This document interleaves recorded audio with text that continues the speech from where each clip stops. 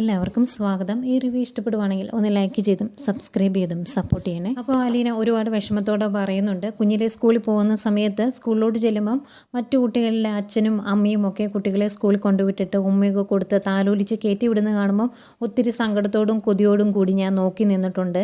എന്നെങ്കിലും എനിക്കും ഒരു അച്ഛനും അമ്മയും കാണുമല്ലോ, അവരും എന്നെ കാണാൻ വരുമായിരിക്കും എന്ന് ഞാൻ വെറുതെ ആഗ്രഹിച്ചു. ഒന്നിനു വേണ്ടിയല്ല, ഒന്ന് കെട്ടിപ്പിടിച്ച് മോളെ എന്ന് വിളിക്കാൻ, ഒരു ഉമ്മ തരാൻ, അത്രയൊക്കെ മതിയായിരുന്നു. അതുപോലെ കിട്ടിയിട്ടില്ല. അത്രയും ഞാൻ ആഗ്രഹിച്ചിട്ടുണ്ട് ആ സ്നേഹം എന്നൊക്കെ പറഞ്ഞ് ഇങ്ങനെ പറയുമ്പം അത് കേട്ടുകൊണ്ട് നിൽക്കുന്ന വല്യപ്പച്ചന് ഭയങ്കര സങ്കടം വരുന്നുണ്ട്. കാരണം ഇവരെല്ലാവരും എടുത്ത തീരുമാനത്തിൻ്റെ ഫലമായിട്ടാണ് അലീന അനാഥാലയത്തിൽ പോയത്. അതിൻ്റെ കുറ്റബോധം നന്നായിട്ട് വല്യപ്പച്ചൻ്റെ മുഖത്ത് വരുന്നുണ്ട്. ഇത്രയൊക്കെ പറഞ്ഞ് അലീന കരഞ്ഞുകൊണ്ട് നിൽക്കുമ്പോൾ മോളെ എന്ന് പറഞ്ഞിങ്ങനെ തോളയിലൊന്നിങ്ങനെ തട്ടിയിട്ട് ഒന്നും മിണ്ടാതെ വിഷമിച്ചങ്ങ് പോവാണ് വല്യപ്പച്ചൻ. പിന്നെ കാണിക്കുന്നത് സ്റ്റാൻലി കൊട്ടാരമറ്റത്തിലോട്ട് ചെല്ലുന്നതാണ്. അവിടെ ചെന്ന് ഇറങ്ങുന്നത് ആൻസി ഇറങ്ങി വരുന്നുണ്ട്. എന്നിട്ട് ഇന്ത്യ എല്ലാവരും എന്ന് ചോദിക്കുമ്പം എല്ലാവരും അകത്തുണ്ട്. ലാലിച്ചനെ കാത്തിരിക്കുക, വാ അകത്തേക്ക് വാ എന്ന് പറഞ്ഞാൽ അകത്തേക്ക് കൂട്ടിക്കൊണ്ട് ചെല്ലുന്നു. ഈ സമയം അകത്തിരുന്ന് ആൽബിച്ചനും റോബിച്ചനോട് ഓരോ ബീർ കഴിയുക. നേരം ആൽബിച്ചൻ പറയുന്നുണ്ട്, എടാ നമ്മളെല്ലാവരോടും ഒരുമിച്ച് നിൽക്കണം, എങ്കിലേ ലാലിച്ചനോട് സംസാരിച്ച് നിൽക്കാൻ പറ്റുള്ളൂ, എന്തെങ്കിലും ഒരു തീരുമാനം ഇന്ന് ആക്കണം എന്നൊക്കെ പറയുവാണ്. ഇങ്ങനെ പറഞ്ഞുകൊണ്ട് നിൽക്കുന്നേക്കും അങ്ങോട്ടേക്ക് സ്റ്റാൻലി കയറി ചെല്ലും. എന്നിട്ട് ഇവിടെ എന്താ പരിപാടി എന്ന് ചോദിക്കുമ്പം ഭയങ്കര ചൂടല്ലേ, അതുകൊണ്ട് ഞങ്ങൾ രണ്ടുപേരും ഓരോ ബീർ കഴിക്കുമായിരുന്നു എന്ന് പറയുമ്പം സ്റ്റാൻലി പറയും അതിന് നല്ലത് ബീറല്ല കിണർ വെള്ളമാണ് എന്ന്. അന്നേരം റോബിൻ പറയാം ഉപദേശിക്കാൻ പറ്റിയ ആളാണ് എന്ന്. അന്നേരം സ്റ്റാൻലി അതിന് മറുപടി ഒന്നും പറയുന്നില്ല. എന്നിട്ട് ചോദിക്കും ഔസപ്പിച്ചം വരാറായില്ലേ എന്ന്. വിളിച്ചായിരുന്നു, ഇപ്പോൾ തന്നെ എത്തും എന്നും പറയുന്നു. അതിനിടയ്ക്ക് ഇവർ ചോദിക്കുന്നുണ്ട് കേട്ടോ സ്റ്റാൻലിക്ക് വേണോ എന്ന്. വേണ്ട താങ്ക്സും പറഞ്ഞ് അവരവിടെ ഇരിക്കുവാണ്. അന്നത്തേക്കും ഔസപ്പിച്ചനും അങ്ങോട്ട് ചെല്ലുന്നുണ്ട്. പുതിയ കഥാപാത്രമാണ്. വന്നിറങ്ങി കഴിയുമ്പോൾ എല്ലാ വില്ലന്മാരും വന്നിട്ടുണ്ടല്ലോ എന്നൊക്കെ പറഞ്ഞ് എല്ലാവരുടെയും വണ്ടി ഫ്രണ്ടിൽ തന്നെ കിടപ്പുണ്ടല്ലോ. അങ്ങനെ ഒരു കമൻറ്റൊക്കെ വിട്ടിട്ട് അകത്തോട്ട് കയറി ചെല്ലുന്നു. അന്നേരം ആൻസി ഇറങ്ങി വരുന്നിട്ട് എല്ലാവരും നോക്കിയിരിക്കുമായിരുന്നു ഔസേപ്പച്ചനെ, കയറി വാ എന്ന് പറഞ്ഞ് ആൻസി ഔസേപ്പച്ചനെ വിളിച്ച് ഹാളിലോട്ട് കൊണ്ട് അവർ ഡൈനിങ് ടേബിളിൻ്റെ അവിടെയാണ് ഇരിക്കുന്നത്, അങ്ങോട്ട് കൊണ്ടുചെല്ലുക. അന്നേരം സ്റ്റാൻലി ചോദിക്കുന്നുണ്ട് നമുക്ക് ഇവിടെ ഇരുന്നാൽ മതിയോ അതോ ലിവിങ് റൂമിലോട്ട് ഇരിക്കണോ എന്ന്. അന്നേരം ആൽബി പറയും നമുക്ക് ഇവിടെ തന്നെ ഇരിക്കാം, ഇവിടെ ആകുമ്പം ഇടയ്ക്ക് എന്തെങ്കിലും കഴിക്കാൻ ആൻസി എടുത്തുകൊണ്ട് തരുമെന്ന് പറയുന്നുണ്ട്. അങ്ങനെ അവരവിടെ ഇരുന്ന് സംസാരിക്കാൻ തുടങ്ങുന്നു. ആദ്യമേ സംസാരിച്ച് തുടങ്ങുന്നത് ആൽബിച്ചനാണ്. ആൽബിച്ചൻ പറയുവാണ്, ഞങ്ങൾ ഇങ്ങോട്ട് വരാനുള്ള കാരണം റീതാമ്മയാണ്. റീതാമ്മ വിളിച്ച് എന്തൊക്കെയാണ് പറഞ്ഞതെന്നറിയാവോ, അതൊക്കെ കേട്ടുകൊണ്ട് നിന്ന് കഴിഞ്ഞാൽ ആകെപ്പാടെ നാണക്കേടാവും. പുളിക്കിത്തറവാട്ടുകാരോട് ഉടക്കാൻ നിൽക്കാതിരിക്കുന്നതാണ് നല്ലത്. അവന്മാർ നേരെ വന്നാൽ നമുക്ക് എന്തെങ്കിലും ചെയ്യാൻ പറ്റും. പക്ഷേ അവരുടെ സ്വഭാവം അതല്ല, അവന്മാർ ചതി ചെയ്യും. അതുമാത്രമല്ല അനാവശ്യമായിട്ട് ഓരോ കാര്യങ്ങൾ പറഞ്ഞ് നമ്മളെ നാട്ടിൽ നാറ്റിക്കുകയും ചെയ്യും.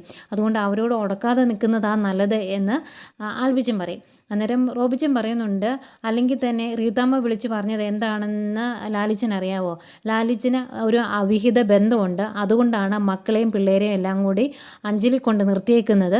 ആ ബന്ധത്തിലുണ്ടായ അവിഹിത സന്ധിതയെ ഇപ്പോൾ കൂടെ കൊണ്ട് നിർത്തിയേക്കുന്നു, കുറേ കഴിയുമ്പോൾ ആ സ്ത്രീയും വരുമായിരിക്കും എന്നൊക്കെയാണ് പറഞ്ഞു നടക്കുന്നത്. അതൊക്കെ കേൾക്കുമ്പോൾ നമുക്ക് ഭയങ്കര നാണക്കേടാണ് എന്ന് പറയുന്നു. അന്നേരം സ്റ്റാൻലി ഒന്നും മിണ്ടാതെ ഇതിങ്ങനെ കേൾക്കുവാണേ. അന്നേരം വീണ്ടും റോബിച്ചൻ പറയുന്നുണ്ട്, ഇതിപ്പം ലാലിച്ചൻ മകളാണ് ആ പെൺകുട്ടി എന്നുള്ളത് ഞങ്ങൾ സമ്മതിച്ചു.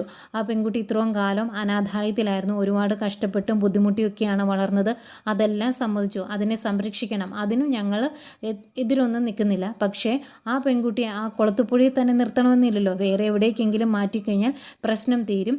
അതിന് കൊടുക്കാനുള്ളതൊക്കെ നമുക്ക് കൊടുക്കുകയും ചെയ്യാം എന്ന് ഔസേപ്പച്ചനും പറയുന്നുണ്ട്. അന്നേരം ലാലിച്ചനൊന്നും മിണ്ടുന്നില്ല, സ്റ്റാൻലി ഒന്നും മിണ്ടുന്നില്ല, കേട്ടുകൊണ്ടിരിക്കുന്നു. അന്നേരം എല്ലാവരുടെയും അഭിപ്രായം ഓരോരുത്തർ പറയുക.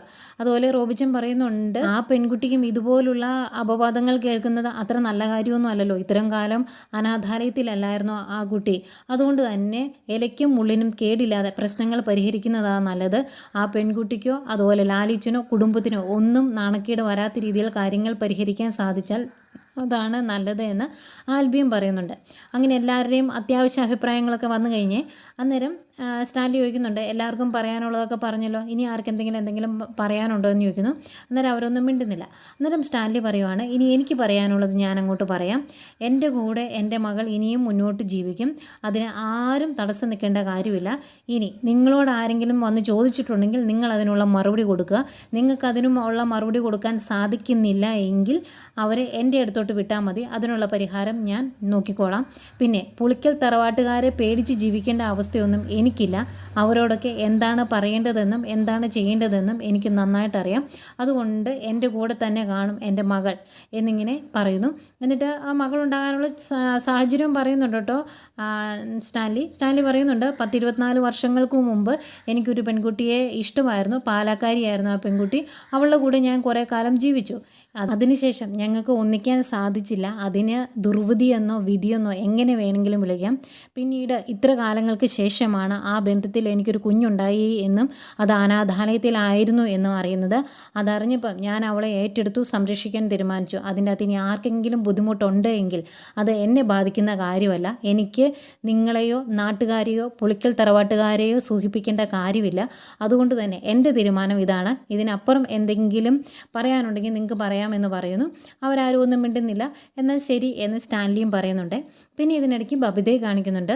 ബബിത സ്കൂട്ടറുമായിട്ട് പോരുന്ന സമയത്താണ് അമലിനെ കാണുന്നത്. അമൽ ഒരു പെൺകുട്ടിയും കൊണ്ട് ഒരു കടയിലേക്ക് കയറുന്നു. എന്നിട്ട് അകത്ത് കയറി അവൻ എന്തൊക്കെയോ വാങ്ങിക്കുക. ഈ സമയം പുറത്ത് നിന്ന് ബബിത 2-3 പ്രാവശ്യം വിളിക്കുന്നുണ്ട്. വിളിക്കുമ്പോഴെല്ലാം അവൻ ഫോൺ എടുത്ത് നോക്കിയിട്ട് കട്ട് ചെയ്യുവാണേ. നല്ല ദേഷ്യം വരുന്നുണ്ട് ബബിതയ്ക്ക്. ദേഷ്യവും സങ്കടവും ഒക്കെ വരുന്നുണ്ട്. ഏതായാലും കടയിൽ നിന്ന് കുറച്ച് സാധനങ്ങളൊക്കെ മേടിച്ച് ഇറങ്ങിയിട്ട് അവൻ ആ പെൺകുട്ടിയും കൊണ്ട് വണ്ടിയിൽ കയറി പോകുന്നു. കുറേ പുറകെ പോകുന്നുണ്ട് ബബിത. അത് കഴിഞ്ഞ് ഒരു ടേൺ എടുത്ത് അവരിങ്ങ് തിരിഞ്ഞ് പോയി കഴിയുമ്പം ബബിത വണ്ടി നിർത്തിയിട്ട് ഫോൺ എടുക്കുകയാണ് പോക്കറ്റിൽ നിന്ന്. അന്നേരം ഫോൺ താഴെ വീണ അതിൻ്റെ ഡിസ്പ്ലേ പൊട്ടിപ്പോകും. അവനെ വിളിക്കാൻ വേണ്ടിയാണ് ഫോൺ എടുത്തത്. അന്നേരം വിളിക്കാൻ പറ്റാത്തതിൻ്റെ സങ്കടവും പിന്നെ അവരങ്ങ് മുന്നോട്ട് പോവുകയും ചെയ്തല്ലോ. അതൊക്കെ മനസ്സിൽ വെച്ച് വിഷമിച്ചാണ് വീട്ടിലോട്ട് വന്ന് കയറുന്നത്. ബബിത വീട്ടിലോട്ട് വരുന്നത് ഫ്രണ്ടിലോട്ട് ഇറങ്ങി വരുന്നുണ്ട് വൈജയന്തി. അന്നേരം നല്ല ദേഷ്യത്തിലാണല്ലോ ബബിത ഇറങ്ങി വരുന്നത്. അവൾ ഇറങ്ങി വന്ന് ചെരുപ്പ് ഊരി നോക്കി ഇങ്ങനെ വലിച്ചെറിയുന്ന പോലെ കാലേന്ന് ഊരിക്കളയുക. അന്നേരം വൈജയന്തി ചോദിക്കും, നീ ആരോടാ ഈ ദേഷ്യം കാണിക്കുന്നത് എന്ന്. അന്നേരം ബബിത പറയുന്നുണ്ട്, ഞാൻ എന്നോട് തന്നെയാണ് ദേഷ്യം കാണിക്കുന്നത്, എന്തെങ്കിലും ബുദ്ധിമുട്ടുണ്ടോ എന്ന്. അന്നേരം നീ ഇനി മാത്രം തിളയ്ക്കാൻ എന്നെ അടി സംഭവിച്ചത് എന്ന് ചോദിക്കുമ്പം ഇത് കണ്ടോ എൻ്റെ ഫോൺ പൊട്ടി എന്ന് പറയും. എന്നാൽ ഇതെന്നെ കാണിച്ചാൽ പൊട്ടിയതെന്ന് ചോദിക്കുമ്പം എൻ്റെ കയ്യിൽ നിന്ന് താഴെ പോയി, പിന്നെ ഞാനെടുത്ത് എറിയുകയും ചെയ്തു എന്ന് പറയും. ഇതിന് അഹങ്കാരം എന്ന് പറയുന്നത് കുറച്ച് കാലം ഫോൺ ഇല്ലാതെ ഇരിക്കുമ്പം നിൻ്റെ ഈ സൂക്കേടങ്ങ് മാറും എന്ന് പറയും. എന്നിട്ട് ചോദിക്കുന്നുണ്ട്, നീ എവിടെ പോയതായിരുന്നു എന്ന്.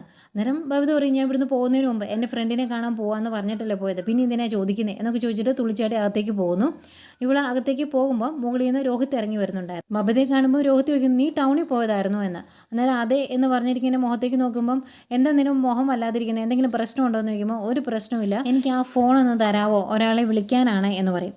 അന്നേരം നിൻ്റെ ഫോണിന് എന്താ പറ്റിയത് എന്ന് രോഹിത് ചോദിക്കുമ്പം എൻ്റെ ഫോൺ താഴെ വീണു, അതിൻ്റെ ഡിസ്പ്ലേ പൊട്ടിപ്പോയി, അതുകൊണ്ടായെന്ന് പറയുവാണ്. അന്നേരം രോഹിത് പറയും, നിനക്ക് വിളിക്കാനുള്ള ആളുടെ നമ്പർ പറയാൻ ഞാൻ ഡയൽ ചെയ്ത് തരാമെന്ന്. അന്നേരം അതിൻ്റെ ആവശ്യമില്ല, ഫോൺ ഇങ്ങ് തന്നാൽ മതി, ഞാൻ ഡയൽ ചെയ്ത് വിളിച്ചോളാം എന്ന് പറയുമ്പോൾ നിനക്ക് ഫോൺ നമ്പർ പറയാൻ എന്താ ബുദ്ധിമുട്ട്, നീ നമ്പർ പറയടി എന്ന് പറയുവാണ്. അന്നേരം ഇയാൾക്ക് എന്താ ഇത്ര ജാട, ആ ഫോൺ ഒന്ന് തരാൻ പറ്റുമോ എന്ന് ചോദിക്കും. അന്നേരം രോഹിത് പിന്നെയും പറയും, ഫോൺ നമ്പർ പറഞ്ഞോ, ഞാൻ ഡയൽ ചെയ്ത് തരാമെന്ന് പറഞ്ഞില്ലേ, നിനക്ക് എന്താ ഇത്ര ബുദ്ധിമുട്ടെന്ന് ചോദിക്കുമ്പം എങ്കിലേ ഇയാളുടെ ഫോൺ എനിക്ക് വേണ്ട എന്ന് പറഞ്ഞിട്ട് തുള്ളിച്ചാട്ടി അകത്തേക്ക് കയറിപ്പോവും. അന്നേരം വൈജയന്തി കയറി വന്നിട്ട് അവൾ എന്തിനാ ഇനി മാത്രം കിടന്ന് തുള്ളുന്നതെന്ന് ചോദിക്കുമ്പോൾ ആർക്കറിയാം, ഫോൺ താഴെ വീണ് പൊട്ടിയതിൻ്റെ ദേഷ്യമായിരിക്കും എന്ന് രോഹിത് പറയുന്നുണ്ട്. എന്നിട്ട് രോഹിത് പുറത്തേക്ക് ഇറങ്ങിപ്പോവും.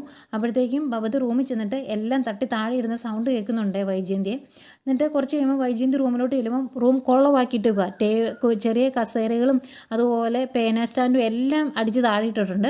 അന്നേരം വൈജയന്തി ചോദിക്കും, ഇത് എന്നതാടി കാണിച്ചിട്ടേക്കുന്നത്, നിനക്ക് എന്നതാ ഇനി മാത്രം പ്രശ്നമെന്ന് ചോദിക്കുമ്പോൾ എനിക്കൊരു പ്രശ്നമില്ല, എനിക്ക് കുറച്ച് തന്നെ സമാധാനത്തോടെ ഇരിക്കണം, അതിന് അമ്മയ്ക്ക് എന്തെങ്കിലും കുഴപ്പമുണ്ടോ എന്ന് ചോദിക്കും.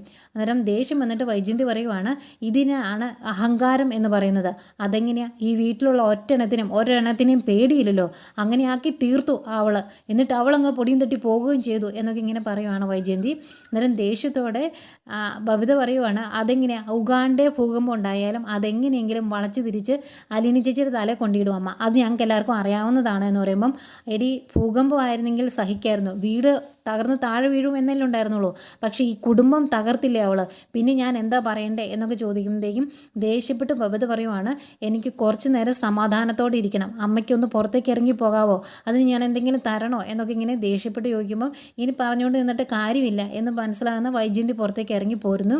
ബബിതയാണെങ്കിൽ ആകെ വിഷമിച്ച് സങ്കടപ്പെട്ട് കട്ടിലേക്ക് കിടക്കുവാണ്, കരയുന്നുണ്ട്, ഇടയ്ക്ക് ഫോൺ എടുത്ത് നോക്കുന്നൊക്കെ ഉണ്ട്.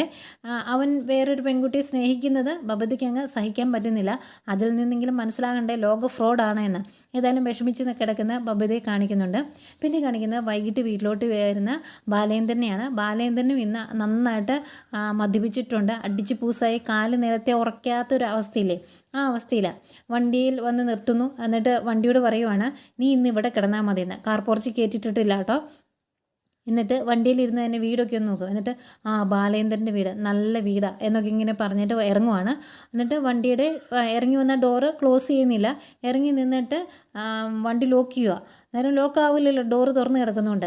എന്നിട്ട് വണ്ടിയോട് ചോദിക്കുക, നീയും വൈജയന്തിയെ പോലെയാണ്, അനുസരിക്കുന്ന സ്വഭാവം നിനക്കും ഇല്ല, നീയും അങ്ങനെ തുടങ്ങിയോ എന്നൊക്കെ ഇങ്ങനെ ചോദിച്ചിട്ട് നോക്കുമ്പോഴാണ് ഡോറ് തുറന്നിട്ടേക്കുന്നത് കാണുന്നത്. ഇതുകൊണ്ടായിരുന്നോ എന്ന് ചോദിച്ചിട്ട് അത് അടയ്ക്കും. എന്നിട്ട് ലോക്ക് ചെയ്യുമ്പോൾ ഇങ്ങനെ വേണം എന്നൊക്കെ ഇങ്ങനെ നന്നായിട്ട് മദ്യപിച്ചിട്ട് സംസാരിക്കില്ലേ, അതുപോലെ സംസാരിക്കുന്നു. അത് കഴിഞ്ഞ് പയ്യെ ഒരുവിധം കയറി സിറ്റ് ഔട്ടിൽ എത്തും. എന്നിട്ട് ബെല്ലടിക്കുക. ബെല്ലടിച്ച് കഴിയുമ്പോഴേക്കും റൂമിൽ നിന്ന് കൃഷ്ണമോൾ ഇറങ്ങി വരും. അന്നത്തേക്കും വൈജയന്തി ഇറങ്ങി വരുവേ. ആരാടി എന്ന് ചോദിക്കുമ്പോൾ ആരാന്നറിയത്തില്ല, അച്ഛനായിരിക്കും എന്ന് പറയും. എന്നിട്ട് നീ എന്താ ഇതുവരെ ഉറങ്ങാതിരുന്നതെന്ന് ചോദിക്കുമ്പം എനിക്കൊരു അസൈൻമെൻറ്റ് ഉണ്ടായിരുന്നു, അത് എഴുതിക്കൊണ്ടിരിക്കുമായിരുന്നു എന്ന് പറയും. അന്നേരം വൈജയന്തി പറയുന്നുണ്ട്, നീ പോയി ഡോറ് തുറന്നു, ഇതിപ്പം തോന്നിയ പോലെ വരും, തോന്നിയ പോലെ പോകും, എന്തെങ്കിലും ചോദിച്ചിട്ടുണ്ടെങ്കിൽ മറുപടി പോലും ഇല്ലല്ലോ എന്ന് പറയുമ്പം കൃഷ്ണമോള് പറയുന്നുണ്ട്, ചോദിക്കേണ്ടതുപോലെ ചോദിച്ചാൽ മറുപടി കിട്ടുമെന്ന്. അന്നേരം എൻ്റെ ചോദ്യത്തിന് എന്താടി കുഴപ്പം എന്ന് വൈജയന്തി ചോദിക്കുമ്പം കൃഷ്ണമോള് പറയുവാണ്, ആ ചോദ്യത്തിന് കിട്ടുന്ന മറുപടിയിൽ നിന്ന് കാര്യങ്ങൾ മനസ്സിലാകാറില്ലേ എന്ന്. എന്നിട്ട് കൃഷ്ണമോള് നേരെ പോയി ജനലിലേക്കിട്ട് നോക്കും. അന്നേരം ബാലേന്ദ്രനാണ്. ബാലേന്ദ്രൻ ഇത് കാണുവേ. അന്നേരം അച്ഛനാ മോളെ തുറക്ക്, പേടിക്കണ്ട എന്ന് പറയുന്നുണ്ട്. എന്നിട്ട് കൃഷ്ണമോള് അച്ഛനാമേ എന്ന് പറഞ്ഞിട്ട് വാതിൽ തുറക്കുവാണ്. വാതിൽ തുറന്ന് കഴിയുമ്പം നന്നായിട്ട് പൂസായിട്ട് ഇങ്ങനെ നിൽക്കുവാണല്ലോ. നിൽക്കുന്ന ബാലേന്ദ്രനെയാണ് കാണുന്നത്. ബാലേന്ദ്രൻ അകത്തോട്ട് കയറി കഴിയുമ്പം കൃഷ്ണമോളി ചോദിക്കും, അച്ഛൻ വെള്ളം കഴിച്ചിട്ടുണ്ടോ എന്ന്. അന്നേരം എന്ത് വെള്ളമാണ് നീ ഉദ്ദേശിച്ചത്, വെറും വെള്ളമാണോ മദ്യമാണോ എന്ന് ചോദിക്കുമ്പം മദ്യം തന്നെയാണ്, അല്ലെങ്കിൽ ഇങ്ങനെ ആകില്ലല്ലോ എന്ന് കൃഷ്ണമോള് പറയും. അന്നേരം ബാലേന്ദ്രൻ പറയുന്നുണ്ട്, മദ്യത്തിൻ്റെ അത് കുറച്ച് വെള്ളം ഒഴിച്ച് കഴിച്ചു, കുഴപ്പമുണ്ടോ എന്ന് ചോദിക്കുന്നു. അതൊക്കെ കണ്ടിങ്ങനെ വിഷമത്തോടെ നിൽക്കുക കേട്ടോ കൃഷ്ണമോള്. ഇത്രയും കാണിച്ചുകൊണ്ടാണ് ഇന്നത്തെ കഥ തീരുന്നത്. പിന്നെ നാളത്തെ എപ്പിസോഡ് കാണിക്കുന്നുണ്ട്, പ്രൊമോ കാണിക്കുന്നുണ്ട്. ആ പ്രൊമോയിൽ കൃഷ്ണമോള് പറയുന്നുണ്ട് അച്ഛൻ മദ്യപിക്കുന്നുണ്ടായിരുന്നു എന്ന്. അത് കഴിഞ്ഞ് വൈജയന്തിയോട് സംസാരിക്കുന്നു. സ്വാഭാവികമായിട്ടും വൈജയന്തി ചൂടാകുമല്ലോ. വൈജയന്തി അന്നേരം പറയുന്നുണ്ട്, ഈ പോക്ക് പോയിട്ടുണ്ടെങ്കിൽ പണ്ട് വെള്ളമടിച്ച് ഹാർട്ട് അറ്റാക്ക് ഉണ്ടായ ഐസിയുലായില്ലേ, ആ അവസ്ഥയാകും എന്നൊക്കെ പറയുന്നുണ്ട്. അന്നേരം ബാലേന്ദ്രൻ പറയുവാണ്, ഇനി എനിക്ക് അങ്ങനെ ഒരു അവസ്ഥ വരികയില്ല, അങ്ങനെ വന്നാൽ തന്നെ ഐസിയു കയറേണ്ട ഒരു അവസ്ഥ വന്നാൽ തന്നെ നേരെ മുകളിലേക്ക് പോകത്തുള്ളൂ, അല്ലാതെ ഐസിയു കയറിയിട്ട് ഞാൻ തിരിച്ചിനി ഇങ്ങോട്ട് വരത്തില്ല എന്നൊക്കെ പറയുന്നു. അന്നേരം ബാലേന്ദ്രൻ്റെ മറുപടി കേൾക്കുമ്പോൾ ബാലേന്ദ്രൻ അഹങ്കാരമാണ് എന്നുള്ള രീതിയിൽ വൈജയന്തി സംസാരിക്കുകയെ. അന്നേരം ബാലേന്ദ്രൻ പറയുന്നുണ്ട്, നിൻ്റെ അഹങ്കാരത്തിൻ്റെ കൂടുതൽ കൊണ്ടാണല്ലോ നീ കുറച്ച് കാലം മുമ്പ് കാലും കൈയും ഒടിഞ്ഞ് തവളെ പോലെ കിടന്നത് എന്നൊക്കെ പറയുന്നുണ്ട് കേട്ടോ. ഇതൊക്കെ കഴിഞ്ഞ് റൂമിലോട്ട് കയറി പോവാണ്. കൃഷ്ണമോൾക്ക് ഭയങ്കര വിഷമമാവുന്നുണ്ട്. കൃഷ്ണമോള് വേണ്ടായിരുന്നു വെച്ചാൽ എന്നൊക്കെ പറഞ്ഞ് ആശ്വസിപ്പിക്കുന്നൊക്കെ ഉണ്ട് കേട്ടോ. ഭയങ്കര വിഷമമായി കൃഷ്ണമോൾക്ക്. പിന്നെ കാണിക്കുന്നത് നമ്മുടെ സ്റ്റാൻലിയാണ്. സ്റ്റാൻലി വീട്ടിൽ തിരിച്ചു വന്നു. ഇപ്പോഴും അലീന ഇടയ്ക്കിടയ്ക്ക് ഉപവാസം എടുക്കുന്നുണ്ട്. ഇന്ന് അലീനയുടെ കൂടെ വല്യപ്പച്ചനും ഉപവാസം എടുക്കുന്നുണ്ട്. ഇത് കണ്ട് ദേഷ്യം വന്നിട്ട് സ്റ്റാൻലി പറയുന്നുണ്ട്, വല്യപ്പച്ച ഇപ്പം തന്നെ അപ്പച്ചൻ ഇപ്പം തന്നെ വീട്ടിലോട്ട് വിട്ടു, അതാ നല്ലതെന്ന്. അന്നത്തേക്കും ദേഷ്യം വന്നിട്ടങ്ങ് എഴുന്നേക്കും അപ്പച്ചൻ. എന്നിട്ട് പറയുവാണ്, എടാ നീ ആരെയാ പേടിപ്പിക്കുന്നത്, നീ ആരാന്ന നിൻ്റെ ഭാവം, എൻ്റെ മടിയിലിരുന്ന അപ്പിയിടുകയോ മൂത്രമൊഴിക്കുകയോ ഒക്കെ ചെയ്തിട്ടാണ് നീ വളർന്ന് വലുതായി ഈ പരുവത്തിനായത് എന്നൊക്കെ പറഞ്ഞ് അങ്ങോട്ട് ദേഷ്യപ്പെടുന്നൊക്കെ ഉണ്ട്. എന്നിട്ട് പറയുന്നുണ്ട്, ഇനി തൊട്ട് ഞാനും ചിന്നമ്മയും ഒറ്റക്കെട്ടാ, നിനക്ക് ഞങ്ങളെ തോൽപ്പിക്കാൻ പറ്റുമെങ്കിൽ അങ്ങ് തോൽപ്പിക്കുക എന്നൊക്കെ പറഞ്ഞ് വെല്ലുവിളിച്ചിട്ട് പോകുന്നു. ദേഷ്യത്തോട് നോക്കിയിരിക്കുന്ന സ്റ്റാൻലിയും കാണിക്കുന്നുണ്ട്.